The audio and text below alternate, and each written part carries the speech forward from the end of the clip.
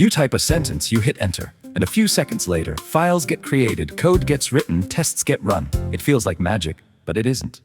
Underneath, Claude Code is doing something surprisingly simple, over and over in a loop. So let's open the hood. Here's the thing most people get wrong. They think Claude Code is one giant brain that reads your request and just knows what to do.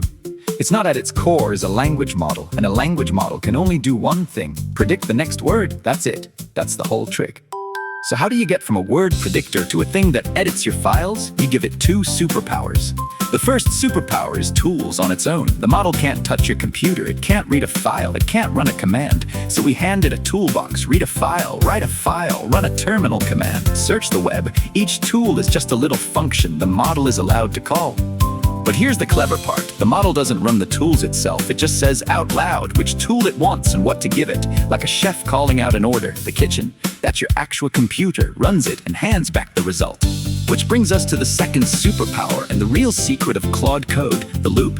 This is the whole engine, so watch closely. Step 1. You give it a goal. Build me a login page. Step 2.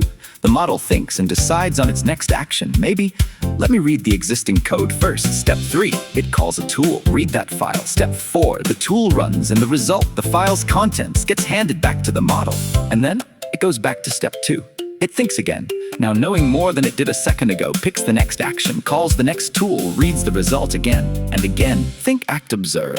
Think, act, observe. That's it. That's the agent loop. It's not one big magic answer. It's 100 tiny, boring steps stacked on top of each other, each one a little smarter than the last. Let's watch one real lap of that loop. You say, fix the bug in my login function. Lap 1. The model thinks I should look at the file and calls the read tool. The file comes back. Now it can actually see your code. Lap 2. It spots the problem, a typo in a variable name, and calls the edit tool to fix it. Lap 3. It thinks I should make sure I didn't break anything and calls the terminal to run your tests. The tests come back green, and only now, when there's nothing left to do, does the loop stop and Claude turns to you and says, done. Here's what I changed. Nobody told it to read, then edit, then test in that order. It figured out the sequence one step at a time. Now, one honest catch: the model has a memory limit. Everything it's seen, your request, every file, every result, all of it sits in something called the context window. Picture a whiteboard, a big one, but not infinite. Every file it reads, every command it runs gets written on that whiteboard.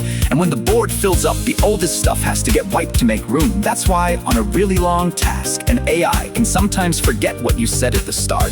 It's not being lazy, the note just got erased off the board. So that's the entire machine, a word predictor that can call tools, running in a loop, thinking on a whiteboard until the job is done. The next time you type a prompt and watch the files fly by, you'll know exactly what's happening. It's not magic. It's just a very fast, very persistent loop. And now, you can see every step of it.